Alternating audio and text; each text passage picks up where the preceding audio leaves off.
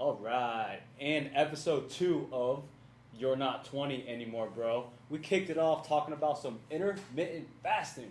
Intermittent fasting, baby. No. Starving yourself. No, I'm kidding. No, don't do that. Don't do that. All right, we want you to build as much muscle as you can, bro. Absolutely. Absolutely. Build the muscle, cut the fat. It's the way to go. And then from there, we moved on to some strategies in regards to date on the calendar. Mm-hmm. You know, we're kicking off the new year. We don't want it to look like, okay, January 1st, this is when I'm all in. Instead, we're encouraging you to do something different. Okay, once you tune in, you'll see more towards setting a deadline, something to work towards, and a finishing date instead of a starting date. And then we talked about different kinds of fitness, how Joe screwed up his body, and how he's trying to recover it. Joe broke his back twice. So stay tuned for this episode. This is episode 2 of You're Not 20, Bro, with Joe Pellegrino and Brett Reynolds. Oh, yeah. Perfect. Cool.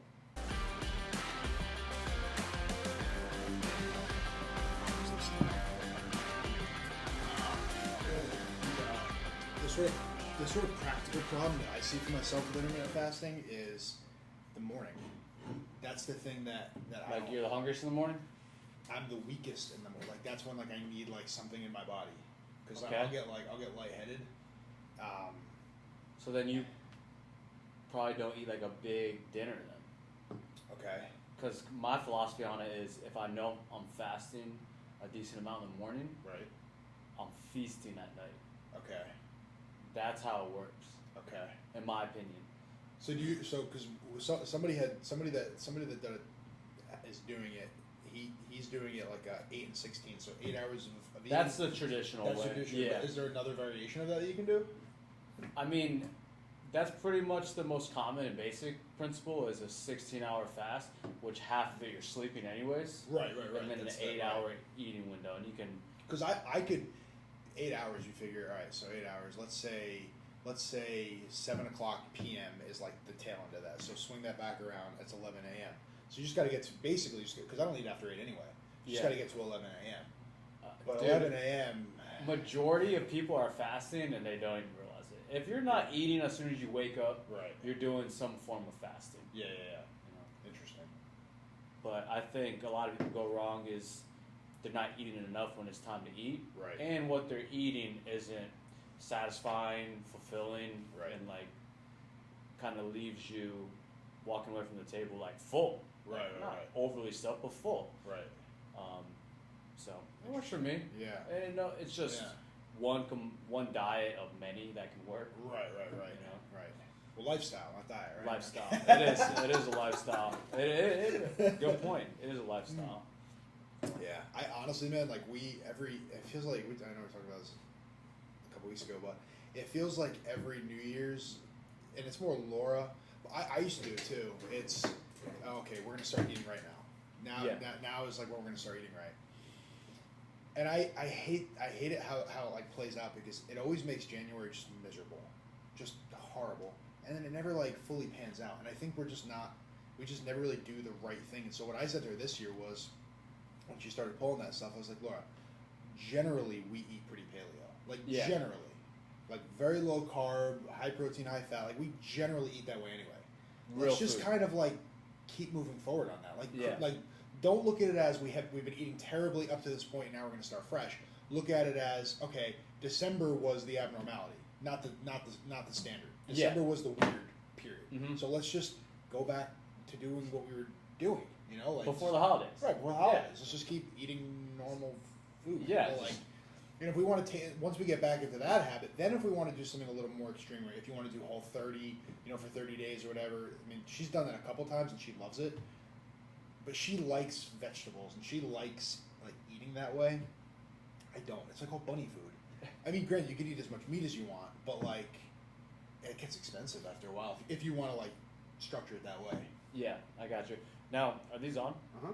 Okay, so we're officially recording, huh? Yeah, we've been recording this whole time. Should I talk closer into this, or you got it set up? I got to kind of set up. We're gonna see how it goes after like I've tested it. Like it's definitely like pulling. The question will be like how awesome is the sound quality, but we can sort of fix it With from that there. in. Well, real quick before we jump into it, what kind of computer do you have? I have a Mac. You have a Mac? Yeah. All right. I think that the most optimal way for us to do this going forward is for us to record separately on 2 computers and then bring the audio together. That's what's going to give us the best sound quality. If this sounds crappy, if this sounds good, Okay. perfect. We're golden. But I think and it might look cool for us both to have a little MacBook out. Yeah. Um, Should we get headphones too, or? we could get headphones. Yeah. Headphones. It's really just to hear ourselves. But we could get headphones. Let's get headphones. Yeah. Or, I mean, I have a pair of headphones already. I got Okay. some Bose over-the-ear headphones that are nice. It's up to you, bro. Yeah. Let me But, see. um, I if it's more for the aesthetic, I do have a pair that like it's got like the big jack. It won't connect into this computer. But like if you've got your headphones, I could just for the aesthetic of it. Well, no, it improves the experience too. Like, Yeah. because we use them. The last podcast I did. Yeah. Mario. And- yeah, with Mario, and yeah, it improved like hearing the other one talk Yeah. in the headphones. Yeah. Okay. Interesting. And Joe Rogan does it too, man. Joe That's- Rogan does do it. He's the, setting he's the standard for the podcast, bro. But I think a good point. Since we're now into the new year, Mhm. and kind of what I want to talk about today. So January 1st is essentially a date. Right. Okay, that's all there is to it. It's a date on the calendar, and it's a date to start something. Now, I love the idea of the date on the calendar, okay, as something, a level of importance to pertaining to a goal, right? But I want to kind of switch up the way we look at that and encourage our listeners to set a date as a deadline instead of a starting point, and kind of go backwards, right? Okay. So say, and we can kind of piggyback each other on what you want to talk about in Yeah, regards to types of goals Yeah, and aesthetic, performance based. But my big thing is, so if we can set something that's 3 months down the road as a deadline, it could be a cruise, pertaining to fitness. You want to look good for the cruise. It could be, maybe some performance based, a powerlifting meet or CrossFit competition.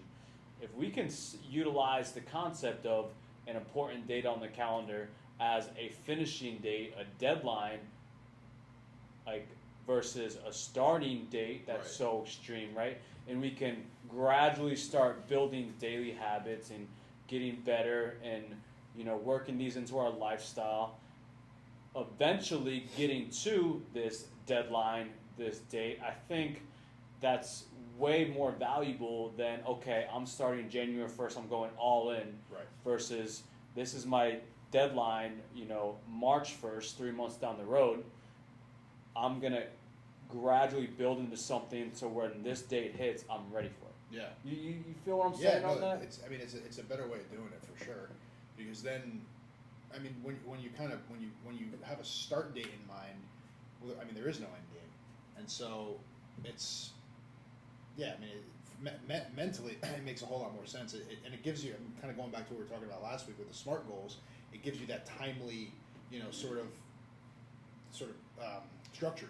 Yeah, and then it also forces a little bit more pressure on you to like, okay, this is coming up. Yeah. This is what I committed to.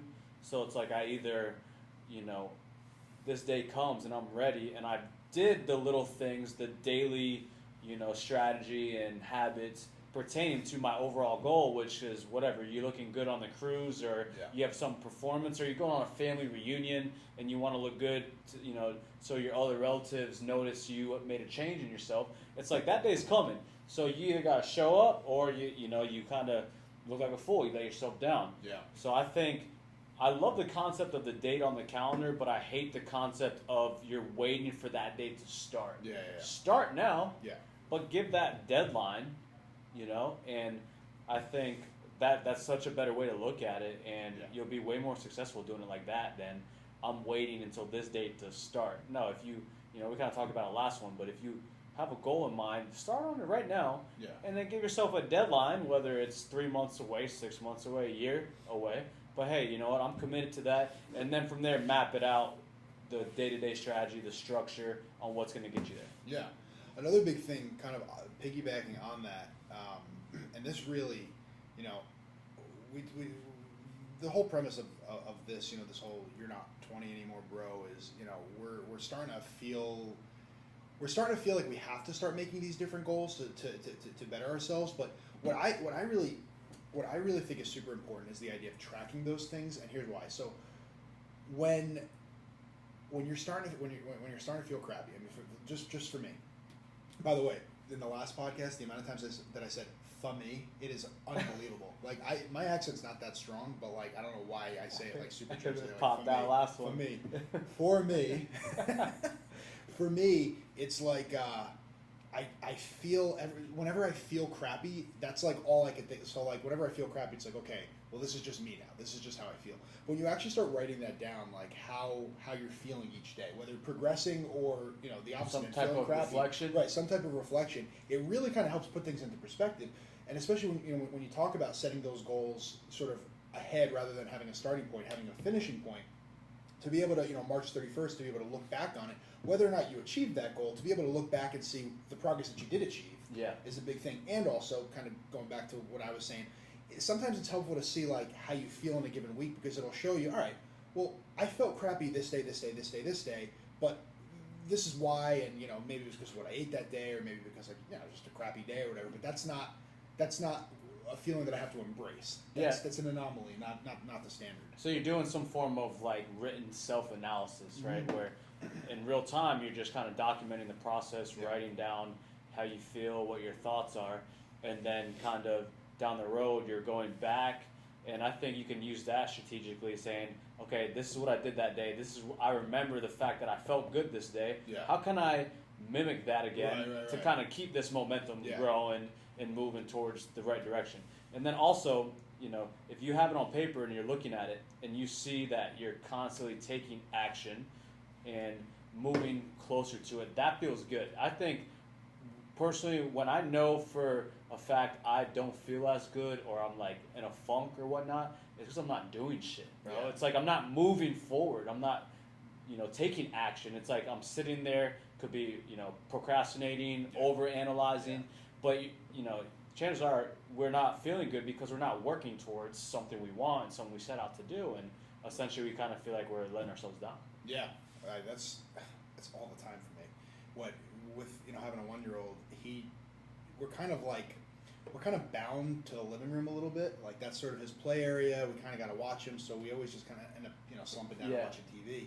And then at 7:00 when he goes to bed, 7:00 is not that late, but we just kind of like stay in that position. Yeah. And by the Feel stuck before, almost. before you know, you kind of feel stuck in that. And so we've really been trying to just like do something, something. A change in environment just to get is up, huge, man. Right, just to get up, and even tonight we're gonna, rather than letting him play, we're gonna go up to Bass Pro Shops and just kind of putz around up there, Get just out to and do do something. just Yeah. like something. So it applies to not just fitness, but it applies to just being productive in general. Yeah. And that's the biggest thing, Yeah, the biggest, well-known saying out there is an object in motion stays in motion, an object at rest stays in rest, Yeah. right? And that can be applied to fitness and real life. Mm-hmm. If you feel like you're moving and constantly on the go, you just feel like, okay, this feels good. I'm making moves here. I'm making moves going from one, point A to point B. I'm moving in a direction that is hopefully forward. So I think, a change in environment can be huge. And like you were saying, just with the intermittent fasting, I don't know if we called this or if this was before we started recording, but when you're busy, it all flies by. So Yep. with intermittent fasting, it's only 8 hours of eating, 16 hours of fasting. Well, how are you filling the time outside, when you are fasting to make it sort of go a little quicker? And if you're being productive, if you're being busy, Oh yeah, exactly. As far as sitting down thinking about eating, right? no, but like you're working, you're planning out your day, you're Yeah. executing your to-do lists, right? Yeah. You're when that happens, you're not so caught up on, just oh man, I'm starving, I can't wait to eat in 3 hours. Starving. Like you think about that, then it's gonna be way worse. But if you're constantly doing other things and doing what you set out to do, then the window goes by a little bit faster. Yeah. So you want to talk about some Yeah, man. so when you texted me, Joe, you kind of said let's kind of get a little bit more specific on what some of these goals are that people can have for their fitness, whether it's how they look or how they feel, how they move, what they can lift. You kind of want to go on about what you kind of had envisioned to talk about today. Yeah, man. Well, when I was younger and I was looking at fitness, and you see it as you see it as something that you tend to see it as like one specific thing, right? So for me, when I was younger, I saw fitness as bodybuilders. That's what I saw fitness was, right? Aesthetics, yep. Right, total aesthetics. How but good like, can you look? How good can you look? But like, how big can you get also? Okay. And that was, to me, that's what fitness was. And honestly, that's what fitness was for me for a good part of my 20s. It was all about getting big and getting lean in some cases. Okay, so what would, okay, let's take this back real quick. What originally sparked this obsession of bodybuilding, getting as big as you can, build as much muscle as you can? I was little. I was a little nerd. Okay, so you're a little guy back in the day. I was a little guy, man, and honestly, like until I didn't start. Every so often I would pick up a weight, like when I was like 15 or 16. We had a couple of like 20 pound dumbbells in my parents' garage. Okay. And I always like I was scrawny, but I always had like bigger arms than were proportional to the rest of my body. So all I'd have to do is get a quick pump, and like I'd be really happy with that. So I just sit in the garage. Arms every day. Yeah, I would do like 3 times 10 of curls, and that was pretty much it. That's all I thought I had to do, because to me, again, that's what fitness was. Fitness was just kind of pump yourself up, building muscle. And so I was a nerd, might not be the right word, but I was on that spectrum when I was like in middle school, high school, and I was never really athletic. I threw shot put and track my junior, senior year of high school. That was pretty much it, and I always felt like I had a deficit because of that. And so when I went to college, so what ended up happening was I went to college, and you're able to reinvent yourself in college. But even then, I didn't get too into it until the beginning of my sophomore year of college. And all the like best buddies that I made my freshman year, they all left. They all transferred to other schools. Decided to kind of stop, and so I had nothing to do. There was me and this other guy. We were more acquaintances than friends. And he was like, "Well, why don't we start lifting?" All right, but at the time I didn't really know what to do. Really, Yeah. like again, I knew curls and stuff like that. Curls for the girls, man. Right, curls for the girls. But so he showed me a lot, and he wasn't like a huge fitness guru or anything like But he that. had some But he knew experience. enough. Yeah. He was dangerous enough, and from there it just sort of became an obsession for me, because we talked about this last week. I put on muscle fast. And so, and I know that this isn't the experience of everybody, and that's why, I'm super sympathetic to people that don't see results quickly, but I saw results really quickly. Yeah. Like really quickly. So that was, People are like, that must was be nice, huh? right. So that was September. When I went home for Christmas that year, 4 months later, I had uncles pulling me aside asking me if I was Juicing? Yeah, exactly. Yeah, take it as a compliment, though. Yeah, kind of, but then it's like, What do you I'm want, not Joe? cheating. Yeah. But at the time, I took it as a compliment. Looking Yeah. back, I'm like, all right, give me.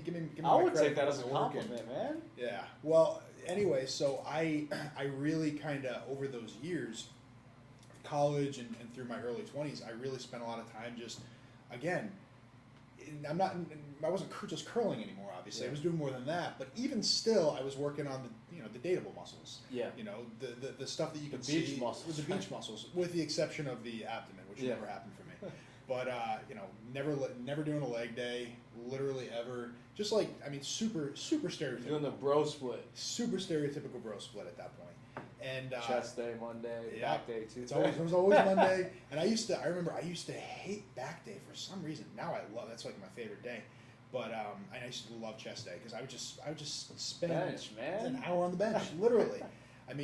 My max was, when I was 25, I put up 335, and then I tore my pec. Ooh. And I have never recovered from that perspective. The most I've done since then is, I think I did 225. I might have done a little more than the 2 plates since then. Okay. But it's always been like PTSD for me. But anyway, so for me, until that point, until really my first injuries, it really, even though like I sort of garnered a lot more of an understanding for the ways to work out different muscle groups and stuff like that, it was still about the curls at that point. You know what I mean? It was still about like just the aesthetics, just to grow muscle. That's what fitness was to me. If you asked me at that point, "Are you fit?" I would have said, "Yeah, I'm fit." Yeah. Of course I'm fit. So when was the epiphany on like, okay, there's more to just looking good and fitness? So when I had my first back surgery, which was the February 2015, that was a crazy freak accident. it was a latent herniated disc that started crushing my spinal cord. I lost feeling from my belly button down. So I had emergency spine surgery, and that's when I sort of started thinking, okay, maybe I'm not working on the right muscle groups. Maybe the fact that I'm not doing anything with my legs and my core is a problem for my spine. But even still, I was kind of like, maybe this was just an anomaly. I had that herniated disc since I was like 13, and it just, I guess, was on its last straw. And the doctor specifically said, no, this isn't a weightlifting related injury. So I was kind of confused at that point. Well, then about maybe a year later, I started really taking an interest in CrossFit. Mm-hmm. It was like the first documentary they put up on Netflix. It was the 2015 games. And I was just like, I'm looking at this, I'm watching this documentary, and I'm saying, I can't do any of that. There's not one thing that they're doing that I could do successfully without keeling over. And I'm thinking to myself, all right. So is that the one that Ben Smith won? Yeah. Yep. I worked out with him. You know that? Did you really? Yeah, Mario and I. Come on. I didn't know you were there, but Mario did say that he was that was like pretty recently, right? That was when I was there, like shoot, last year. He's a nice guy, right? Super nice. I heard man. he's really super nice humble. Hmm. So you're seeing these guys. So I'm seeing these guys, and I'm just like, I can't do that. Yeah. I can't do that. I mean, what you're watching, not a lot of people can do. Fair enough, but I mean, I'm talking like even just like the movements, like Yeah. being able to, rip a good set of. I mean, Could you do a pull-up? I was always able to do a pull-up. That was like the one thing I was always able to do from a body weight type thing. Yeah. But I mean, snatches and stuff like Yeah. that. I can't do that. Yeah.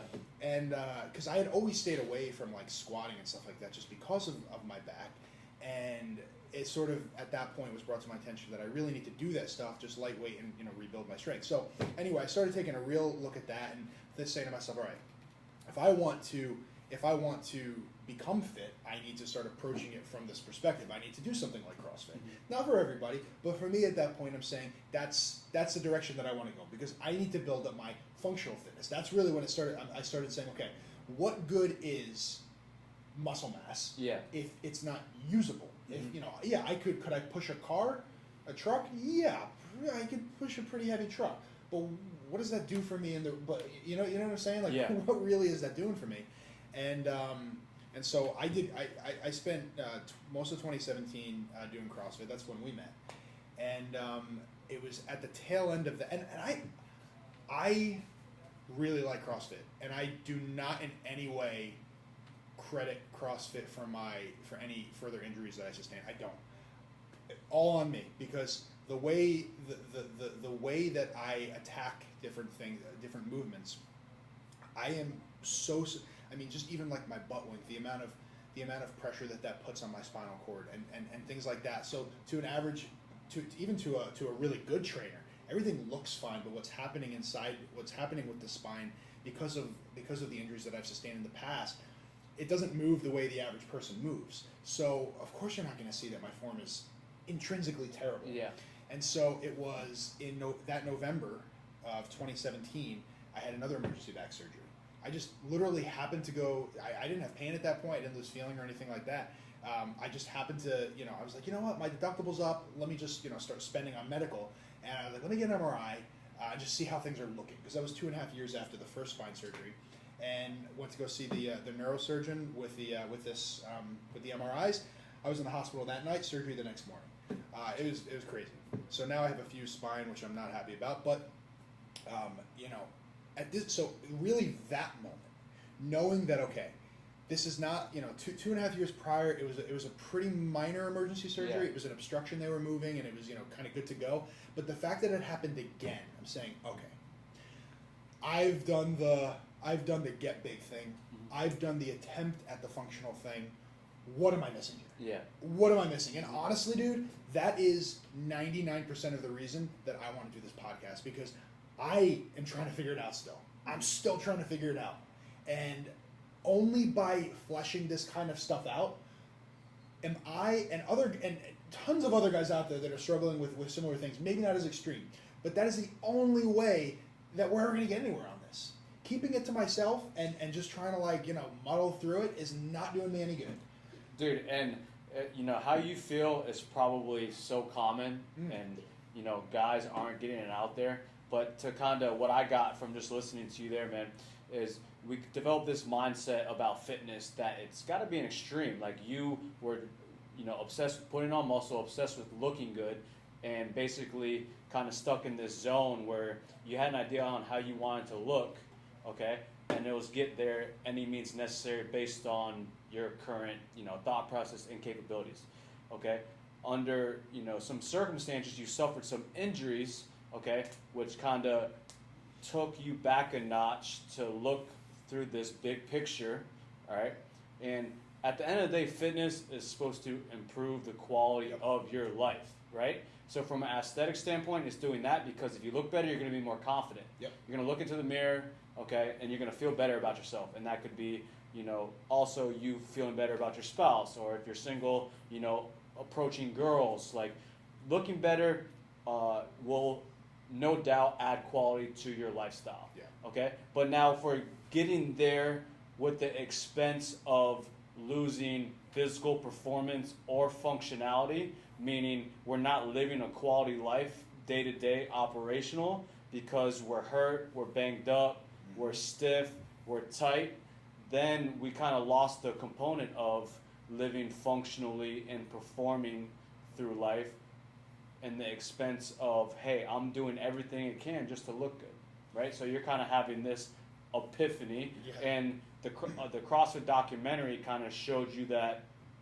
because the definition of a CrossFit is constantly varied functional movements at high intensity, okay?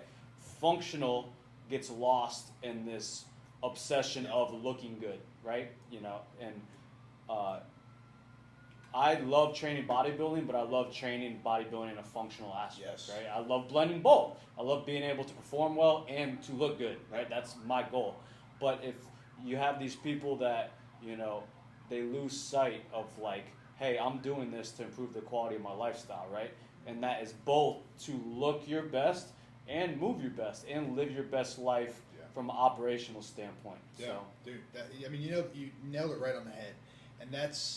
And like you said, I think there's a lot of guys out there that are in this boat. Maybe they haven't had the injuries that I've had. Many have not. They haven't had that wake-up call. Right. Like They know that something's that missing. rock bottom, maybe. Right. And to a lot of guys that maybe don't put on muscle very quickly, they're looking at fitness and they're saying, how do I even move forward with it? How do I even, or you get the guys that they have no interest in looking good. They've sort of embraced dad bod, but they feel like crap. Yeah. And it's like, there's a balance there. And for both ends of the spectrum, we need to kind of come in and really approach this from a functional perspective. And like you said, with the functional fitness comes the aesthetic. Yeah. And comes the feeling good. Mm-hmm. But it all comes down to how is your body moving? How is the muscle that you're carrying being used efficiently? And how are you improving from there? I mean, one of the things that I learned, in my early, because I actually, I don't know if you knew this, but I actually got a certified personal trainer certification. Yeah, you told me. And so I've, and it's funny, even I was 22 at the time, and even after learning all that, it still took years for me to come to this epiphany.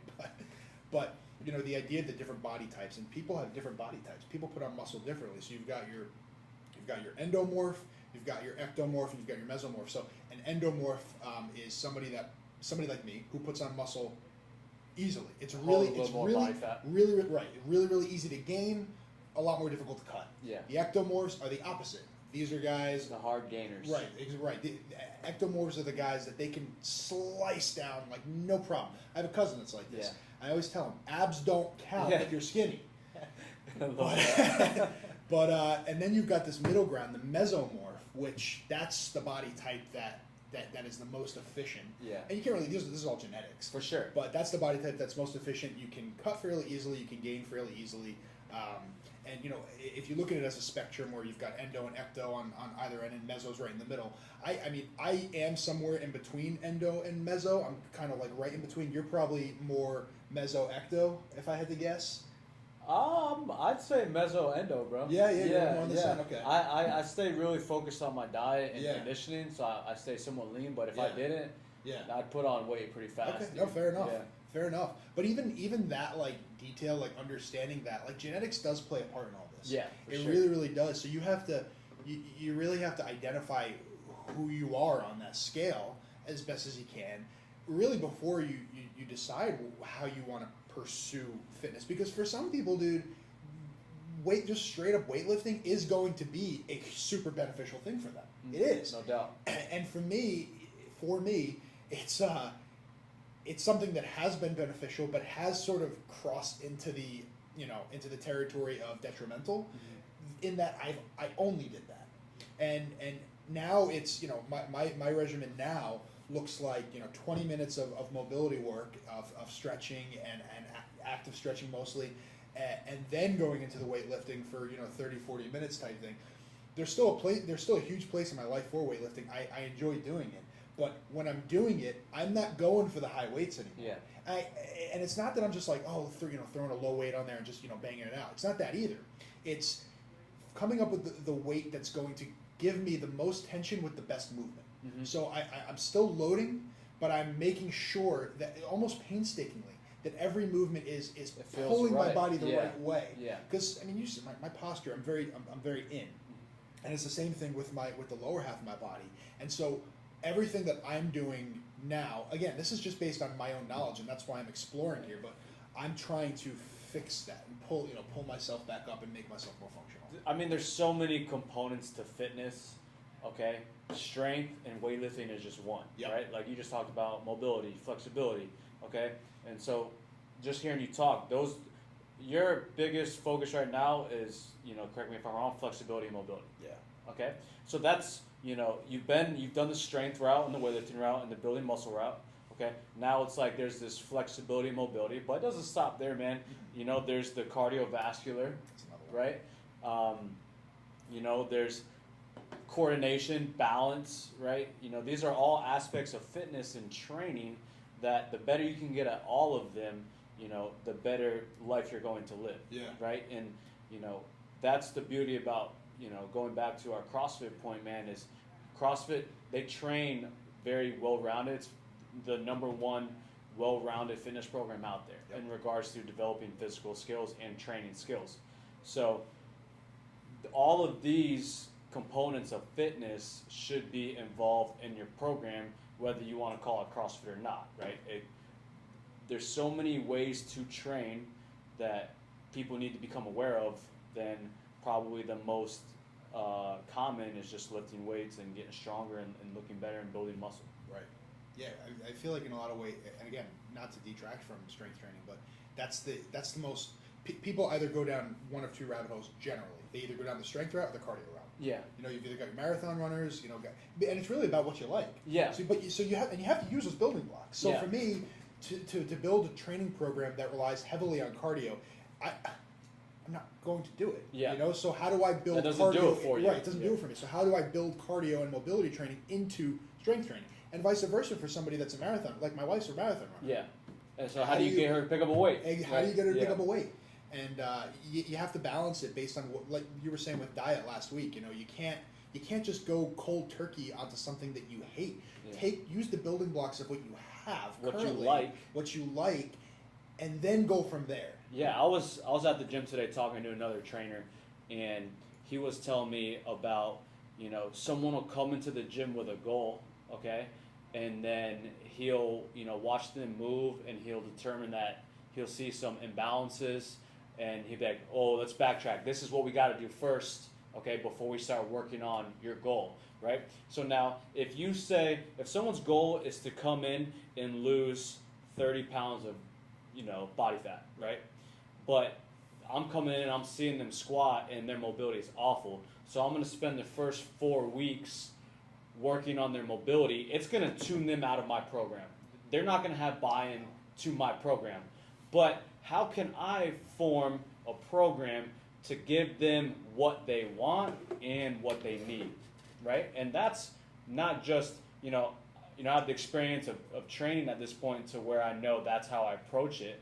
But if I can get a good takeaway for the listeners right now, it's, you have to find that mix of working on weaknesses, what you suck at, what you need versus what you want, but have that blend to keep it fun, keep it sustainable, keep it followable, but also working on the weaknesses and the stuff you suck at. Yeah, and that honestly, that has always been a sort of Achilles heel for me, and I know that it's for a lot of people. It's going to a trainer and you want to accomplish this one thing, and they're like, well, before you do that, you got to Yeah. do X, Y, and Z. Like, And dude, I'm not here. I'm not gonna pay you. Right. This is why I'm here. This is Right. what I want, right? So it's like, And know, it from really- a training standpoint, a trainer standpoint. It's got to be so frustrating for you because you know what you're like, oh, But that's what I'm saying. Like we gotta come to that agreement. Like I'm gonna give them what they want and what they need, Mhm. right? That's what it comes down to. Yeah. So when we're setting, our goals and moving forward in the new year, it's like let's come up with this game plan that has both, our strengths, stuff we're good at, stuff we enjoy doing, mixed in with our weaknesses. Right. I think that's really wise to do it that way, and I never did, and that's why I'm where I am now. But Cool, man. but yeah, I mean, kind of back to CrossFit. Like because I want to make it really really clear that I have very very positive feelings towards CrossFit. Yeah. I think it is absolutely fantastic, and I think it's that sort of combination of all the different aspects of fitness that makes it so efficient and makes it so likable. And I mean, the amount of times we have to run around that friggin' building, Yeah. each one 400 meters or whatever. Mixing that in with other stuff makes that bearable for someone like me who Yeah. hates running. Because I hate it. they're going a workout where they're giving you the bench press 185 for reps, Right. mixed in with a 400-meter run. Right, It's right, like which kills you. I know but for also, sure it's a phenomenal workout, but it's also kind of what we talked about. We're mixing in a strength. We Right. love the bench, and then in between we're gonna run because we have to. But hey, since I'm benching, I'm in a good mood, right. and I'll run because this workout looks pretty cool. And no, for sure, man. And credit, you got to give CrossFit a bunch of credit for putting a name on it. But this isn't stuff that we haven't been doing for all these years, right? It's just kind of like they kind of did a phenomenal job of branding, saying it's okay to do all this together. Right. This is okay, right? I'm gonna give you the green light to do all this stuff together, Yeah. and that's completely fine, Yeah. right? So That's funny, man. So let me ask you this, because this is something that I was thinking a lot about. I think in a lot of ways we're very similar, in a lot of ways very different, and so I'm interested in kind of hearing what you have to say about this. But in terms of like motivation and how you are motivated, what is it that does it for you? And let me kind of preface it by giving you a quick rundown on for me what doesn't do it for me. yeah, So I am not a guy like just in all the fitness guys that I follow on Instagram. I'm not a big proponent in terms of except like feeling motivated by it. I'm not a huge proponent of the guys in their car, word of the day, like yay, like hyping up. That's not what does it for me. yeah, What does it for me is seeing somebody that is in a better situation that's doing better than I am, and I see that gap that's between us, and I long to fill that gap. That's for me, just like in terms of like peripheral motivation. What's it like for you? So, as of recent, I've kind of been doing some studying on external motivation versus internal motivation, and throughout these last few years, man, I've relied on more external than internal, right? I find motivating podcasts, I find good people to follow on Instagram, or I find mentors, right? And so that's been like my external motivation. But as of recent, what's kind of motivating me internally is the changes I'm able to see with what the people around me, right? Like, my personal training clients, or even, friends, or, the fact that I'm seeing them do better, and hopefully I contributed to that, right? That's kind of like, okay, you know what? I'm focusing more on helping people, and that feeling of satisfaction on seeing someone reach their goals or progress in life, and the fact that they're genuinely good people, like that's what kind of fires me up to keep moving forward. That's awesome. And because sometimes I struggle to trust people, man, just because, like, you just mentioned seeing stuff on Instagram of people with these fancy cars or these private jets, man. There's a lot of scammers out there nowadays, man. A lot of scammers out there nowadays. So that, like, really, irks me. But if you see someone that for a fact they've impacted you in a positive manner, and like, okay, this is a really good dude, and you're seeing him excel in life, like, that's motivating as hell, because, the good people out there deserve to reach success, and, You know, even if it's materialistic, there's nothing wrong with that. There's nothing wrong with to drive a nice car, but if you know deep down inside, like, this is a cool dude, and they earned this car, hell yeah, man. You know, keep doing your thing. I'm proud of you. But, like, so I'd say, as of recent, that's what's kind of motivating me is hopefully the fact that I can contribute to people moving forward, or just seeing good people, you know, reach success is kind of like, you know, kind of spreading off to me, That's I guess awesome. you could say. That's awesome. That makes sense? Yeah, man. Makes total sense. That's awesome. Good stuff. Cool, man. I say we wrap it up there. I think that was a good episode 2. Yep. We're cranking, man. I listened to the first half of our podcast today for the first time. You listen to the first half on today? the way. I know. But like, okay, so this is the thing, man, and this is to be completely real. Yeah. Okay, completely real, raw. Yeah. Right.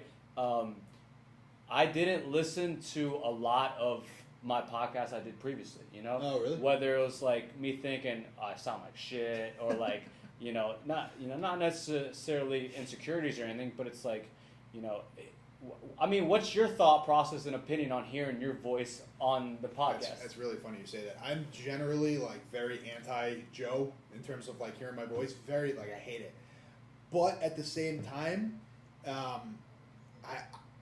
to me, the mystery of like not knowing like if I'm doing it right kind of thing is worse than hearing it and then either not liking it or liking it. Honestly, I listened to last week's podcast and I was like, pretty good. Dude, I think we did great, dude. Like, I'm not, I was almost like laughing at myself on the way. I was laughing at our podcast, man, because it's also taking us back in time, like. Right. You know. But I mean, I'm super like into like self-deprecating. Like I like kind of like making fun of myself, and so I've kind of gotten into that headspace. So even when like I say stupid things like "for me" in the last episode, like that's a good quality to have. I think it's man. fun. I think it's just funny. I think like wow, what an idiot. Yeah, but I mean. No, that's gonna change this time around, Yeah.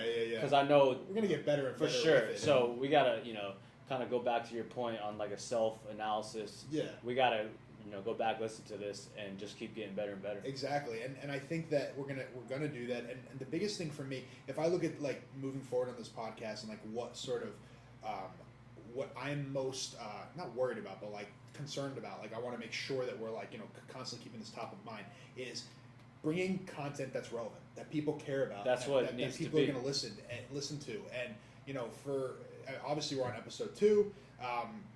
Would love to hear anybody's feedback on things that you kind of want to hear, things you want to hear less of, things you want to hear more of. Like we said last week, we plan on bringing in different experts from different fields, for interviews, which I'm hoping we're going to start episode 3 or 4. Things like let us know what is most relevant to you, because for this is partially for us, but this is mostly for you and mostly for the people that are hopefully going to be tuning in. Yeah, no doubt. And then on the way will be some social media accounts, so that'll be probably the best way to reach out to us. What do you say? Yep. And eventually we want to in terms of the relative content, we want questions, man. I'd love to answer a question. I know you would too.